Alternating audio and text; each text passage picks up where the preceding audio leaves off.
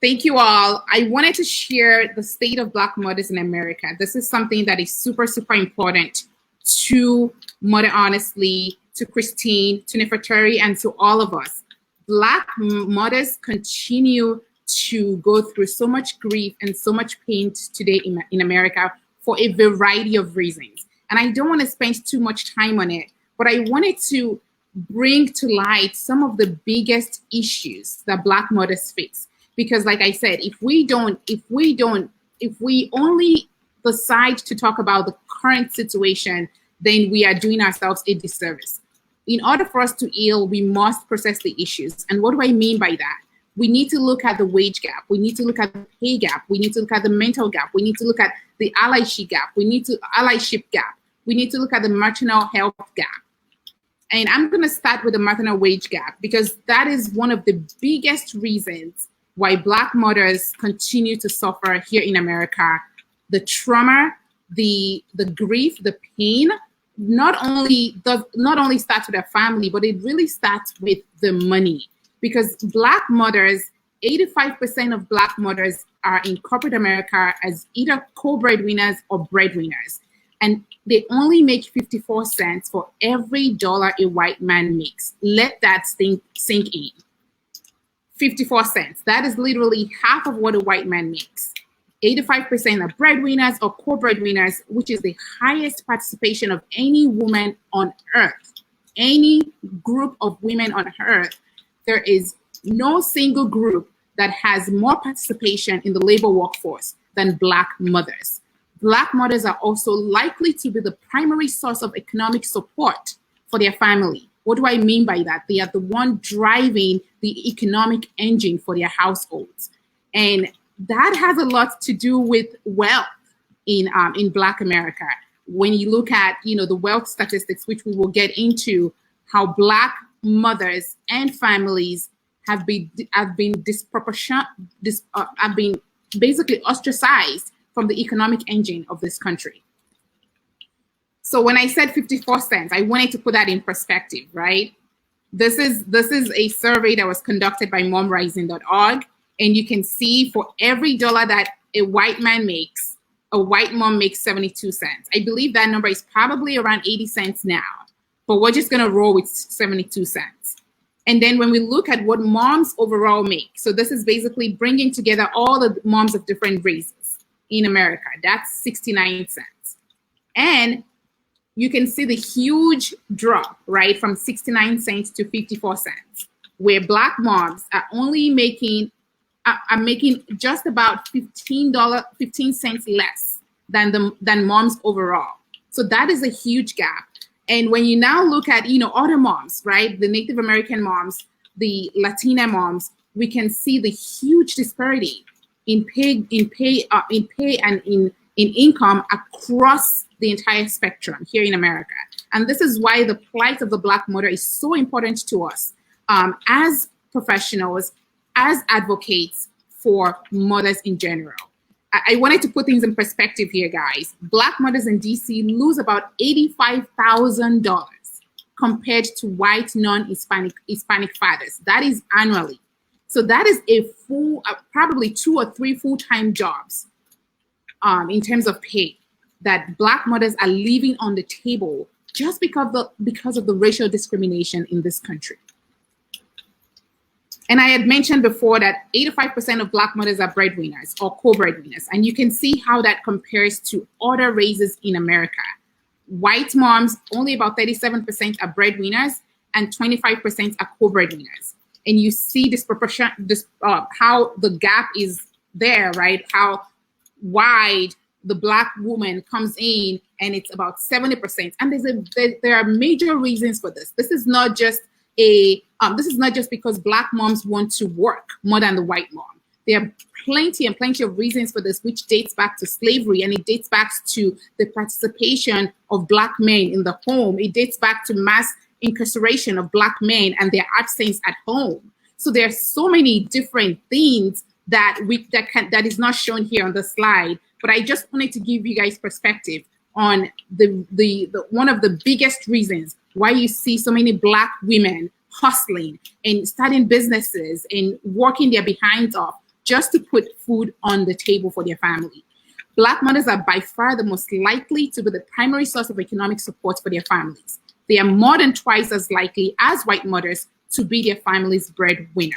So when the next time you see a Black mom asking you to support a business, the next time you see a Black mom in the workplace fighting for equality, fighting for a pay increase, just know that she is twice as likely as you to be the family's breadwinner. And then we look at the racial wealth gap in America. And what does this graph tell us? I think you can just go straight to the bottom of this graph and see where the Black family stands. This is America, guys. So now I'm going to switch gears into the Black maternal health gap. And what do we mean by this? We already started talking about how Black women are 3 to 4 times more likely to die, to experience a pregnancy-related death than white women. These are real numbers. These are not emotional numbers that we kind of just brought up. These are real numbers according to 2016, 2017 statistics. Black women are more likely to experience preventable maternal death compared with white women. And we also see the risk across various pregnancy-related deaths due to income and education levels. So these are real issues that Black mothers face. And when we look at how does this compare to other parts of the world, you can see there, developing countries like Mexico, Brazil, Malaysia, you can see how these numbers, 40 out of 100,000 maternal deaths happen to Black mothers compared to 12 out of 100,000 for white women. And so we can see these disparities and ask ourselves, why are Black mothers dying? There are so many reasons for this. One of them is the income levels, the education levels, and also the stress and the anxiety and the lack of sleep and the worry and the trauma that Black mothers continue to face in America. This is unacceptable. And it's one of the reasons why we felt it was important for us to have this conversation, so that as we start talking to more allies about how can you help, and also talking among ourselves as Black women, how can we advocate for ourselves, knowing the statistics, knowing that we are going to be affected, we are 3 or 4 times more likely to be affected. How can we change the narrative? And then we start looking at the physical and emotional trauma for Black mothers and their children. We've already seen that Black mothers are more likely to experience high blood pressure, 3 times more likely to have kidney failure, 60% more likely to have diabetes than their white peers. These numbers, I wish they were wrong. I honestly wish they were wrong, because we can, knowing what we know, that 85% of Black mothers are the breadwinners and the co-breadwinners, and then seeing that they are sick, seeing that they are emotionally traumatized, seeing that they have to stay up all night worrying about the health and the safety of their family, seeing that they have all sort of health markers that prevents them from living a healthy, fulfilled, and productive life, that is an issue. And so these are the issues that I want us to know as we kind of go up, as we continue to do this work, and as our allies continue to educate themselves, so that the next time you see a Black mother asking for equality in the workplace, or asking for a better health outcome, or asking for their child to be seen, to be heard in the classroom, this is why.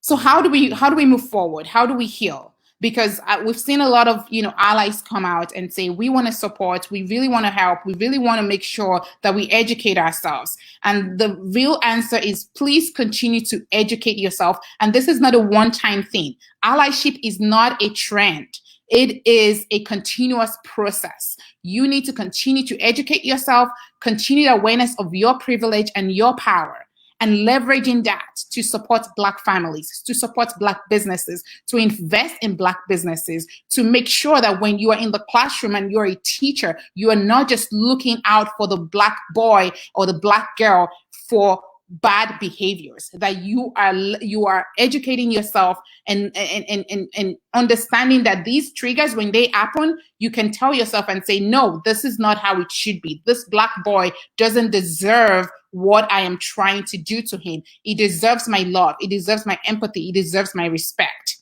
Hire Black people. We've talked about this multiple times, even at Mother Honestly, the how Black mothers and Black women are being mistreated in the workplace. Equal opportunity for all is what most companies preach, and yet Black men and women go out and they apply for jobs and they're being told different stories. Oh, you know what? That job is no longer available. Well, since when? We need to purchase from Black businesses. We need to fight and advocate for our Black colleagues in the workplace, our friends and our neighbors. How many of you have Black friends? How many of you have Black friends for your kids? How many of you, educate yourself, go to Black neighborhoods, or even travel, outside of the country to Black countries, to Africa? How many of you do that? This is where we need to start doing the work that it's going to take to heal together. We need to diversify our activities as a family, read the books, look for the recipes, try to set up play dates with Black families, caregivers, diversify them. Your babysitters doesn't have to be all white. Black women need jobs too. Black women are caregivers as well. When you donate to Black nonprofits. These are the type of work that we need to start doing. So I want to encourage you. I want to motivate you. I want to make sure that you understand the plight of the Black mother and what we mean when we say we need allyship, what we mean when we say that we need to advocate for Black mothers, especially for the sake of our families, especially for our children. So that is all I have today. Thank you so much. Really, really.